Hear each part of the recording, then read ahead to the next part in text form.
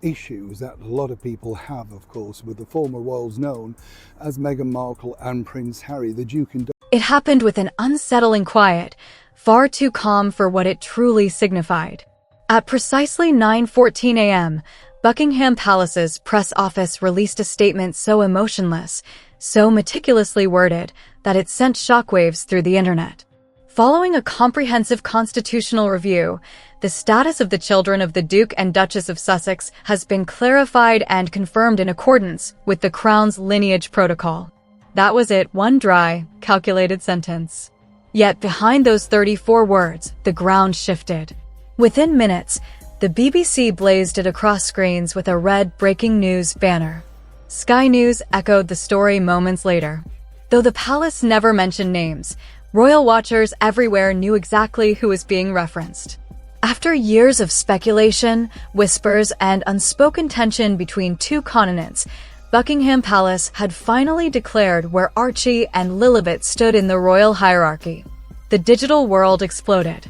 Twitter feeds refreshed endlessly, TikTok flooded with live reactions, and comment sections churned with emotion. From devoted monarchists to hardened skeptics, everyone tried to decode the hidden meaning buried beneath the palace's polished phrasing. To some, it was overdue justice. To others, a ruthless betrayal. Even the most composed royal analysts, those trained in understatement and restraint, were momentarily speechless. For nearly 5 years, one question had hovered like a ghost over talk shows, tabloids, and royal halls alike. Were Harry and Meghan's children still considered royal? Had Megxit, that unprecedented step away from the crown, quietly redrawn the lines of royal blood? Now, at last, the world had its answer. But the delivery was what truly struck a chord. The phrase "in accordance with protocol" was intentionally vague, artfully distant. The statement avoided every word the public longed to hear: prince, princess, heir, lineage. And in that absence, the message spoke volumes. Titles, status, protection, even identity, all of it seemed suspended in the cold precision of that sentence. What Buckingham Palace likely viewed as diplomacy, the world recognized as something else entirely, a redefinition of royalty. They're just everywhere. Meghan's secret wedding, right? Suddenly we had all of the medical conditions. Don't you miss that feeling, getting lost in a story that feels like it was written just for you?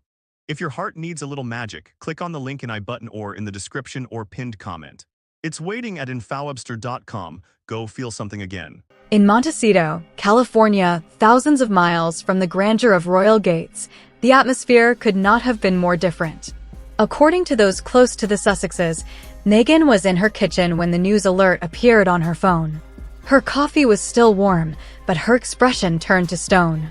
One aide said she stood in silence for several seconds, while another recalled her whispering a single line under her breath. So, they finally said it. Harry, however, wasn't caught off guard. Unlike the rest of the world reading headlines in real time, he had already been informed. Within 2 hours, a Gulfstream G650 departed Santa Barbara Airport under tight security. There was no entourage this time, no Netflix cameras, no publicists, just Harry himself, the man who once swore he'd never return to that world, now flying straight back into its heart. By midday, London had transformed into a cinematic spectacle. Gray clouds hung over the mall as reporters packed the streets, and the flashes from hundreds of cameras bathed Buckingham Palace in artificial gold. The question echoing through the crowd was the same everywhere. Was this about the children? Had the line of succession shifted again? Inside the palace walls, the atmosphere was equally charged. The statement released to the public hadn't been conceived overnight. It was the result of months of private meetings, constitutional arguments, and mounting pressure from Parliament.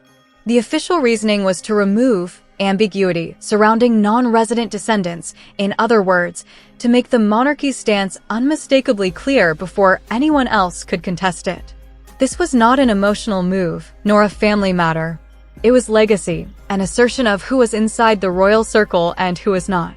For Harry and Meghan, the blow wasn't about power or privilege, it was about identity, especially for their children.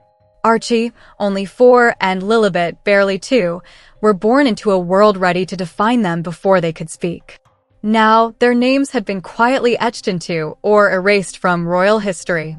But if the palace believed this announcement would bring closure, they miscalculated. Every royal silence broken comes with a price, and this time would be no exception. She suddenly decided to reveal all while sitting down for those infamous and failing podcasts. But can one really be Hours later, the jet descended through a ceiling of grey clouds and landed in a cold, indifferent London. No fanfare, no ceremonial welcome, not even the glint of a uniform button. Only the steady hiss of hydraulics, the muted echo of boots striking the tarmac, and the bite of British winter in the air. Prince Harry stepped out alone. The man once labeled the monarchy's rebel son now moved with the silence of someone returning to a place that had already buried him. No cameras flashing this time, only long lenses peering from far away, like distant ghosts watching a homecoming that was never meant to happen. He didn't wave. He didn't smile. His shoulders were set, his collar turned up, his expression unreadable. Every step seemed measured, deliberate. The convoy waiting for him wasn't the royal fleet of gleaming cars, but a modest line of dark, unmarked vehicles, transport reserved for quiet, internal affairs of the crown. No aides, no family waiting to greet him, just one assistant who kept his distance. Even the air seemed heavy, filled with the kind of silence that only royalty could make feel sacred. By the time Harry reached Clarence's house, the world already knew. News anchors spoke in clipped tones. Prince Harry returns to London amid royal children title clarification. Yet this was not a homecoming. It was a reckoning. Inside the palace, chaos had disguised itself as calm. Staff moved like shadows. Phones stayed off the hook. Every corridor of Buckingham Palace had transformed into a chessboard where every move could change the fate of a family and an institution. At the center sat King Charles III, the monarch, the father, the man now forced to balance blood and legacy, love and lineage. The letter Harry had read on his flight over, cold, official, devastating, now lay on his father's desk, stamped and sealed. Irreversible. When Harry entered, he didn't sit. "You couldn't call me," he said quietly. "You couldn't even call her." Charles didn't look up immediately. When he did, his face was carved with restraint.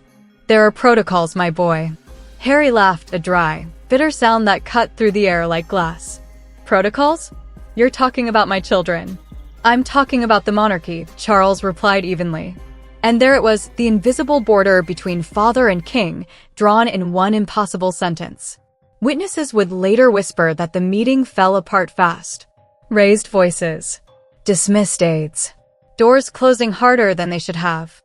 Harry accused his father of rewriting his children's very identities to protect an image, to preserve the crown's illusion of control. "You wanted a clean line for Parliament," he said, fury shaking through his words. Charles denied it, but the truth hung in the air like smoke. Everyone inside those walls knew that political pressure had been mounting for months. Parliament wanted to restrict royal titles for non-working royals, especially those who lived abroad.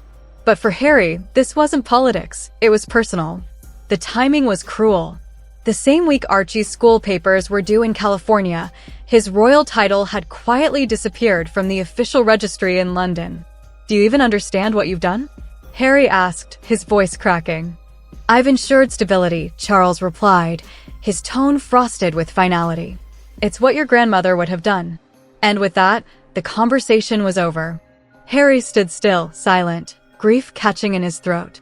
"Finally," he said, "you think this will bring peace?" It won't. When he left Clarence's house, aides said the king remained motionless, staring at the paper for 10 long minutes. Outside, London drizzled the way it always does when hearts break behind palace walls. In the car, Harry's phone buzzed. A message from Meghan. "It's confirmed. I need you home." As the car rolled away, he realized it wasn't about paperwork. It was about bloodlines. And tonight, the crown had redrawn them. The next morning, London woke to a different kind of storm, not of rain, but of consequence. At exactly 10 o'clock, the Privy Council chamber fell silent.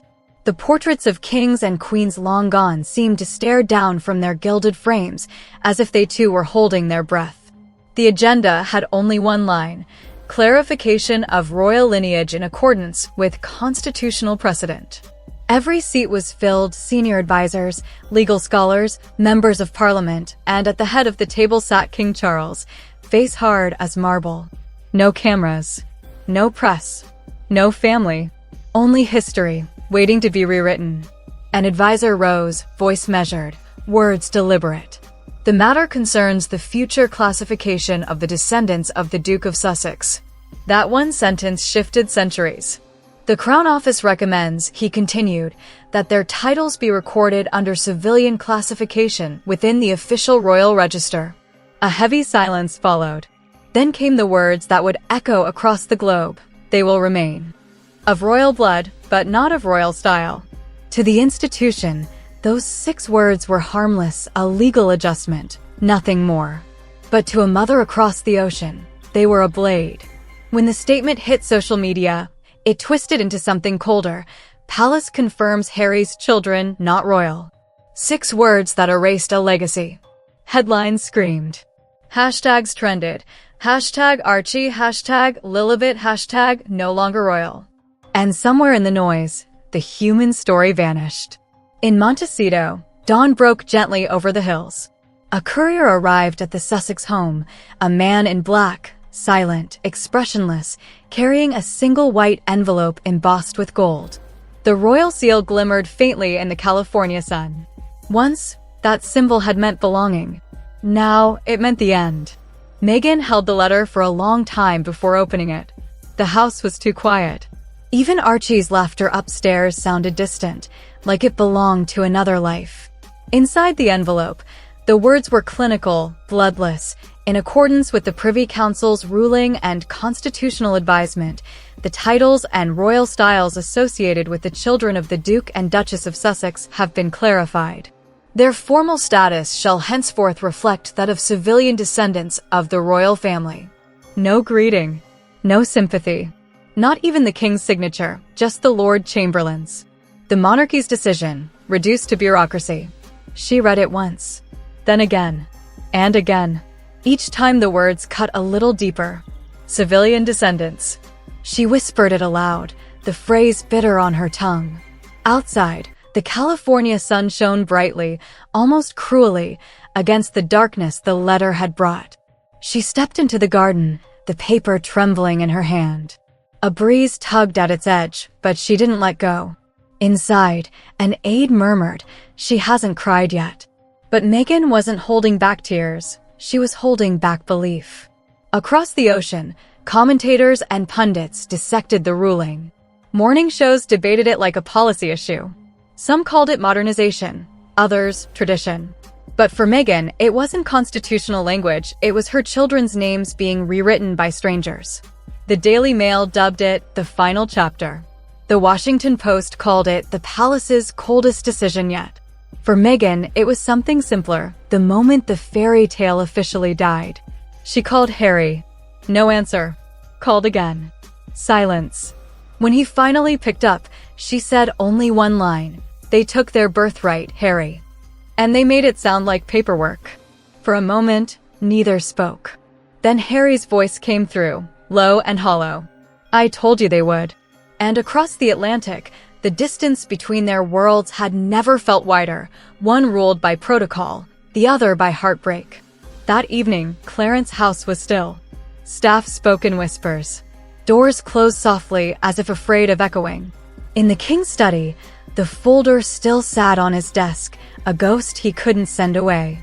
Harry arrived again, alone. No press, no escorts. Only the sound of his footsteps through marble halls lined with portraits of kings who all believed they were doing the right thing. Charles looked up as he entered. Sit, he said quietly. Harry didn't. You sent her that letter. It had to come from the institution, Charles answered.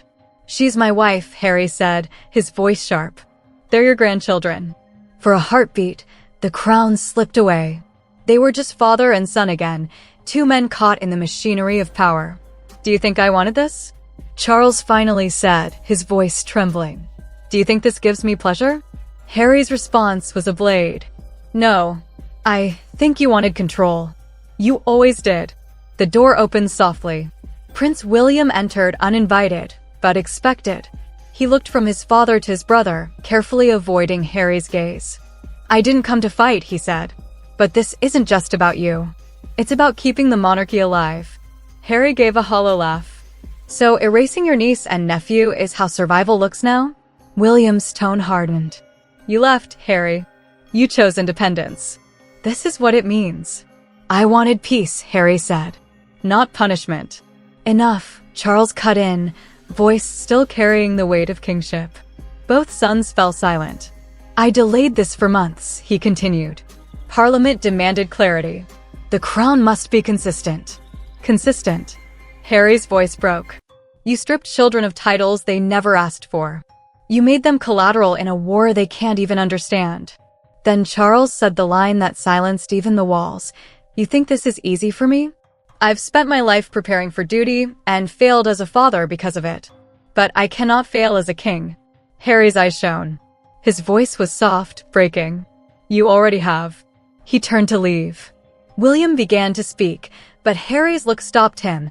There was no anger left, only finality. His footsteps echoed down the corridor like a slow drumbeat. Staff turned away as he passed.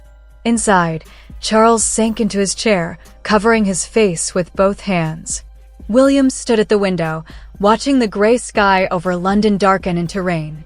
For a long time, neither spoke. And in that silence, they were no longer kings or princes, just men, realizing at last that power can never mend what it breaks. Outside, the rain began again, steady, endless, like London itself was mourning something ancient.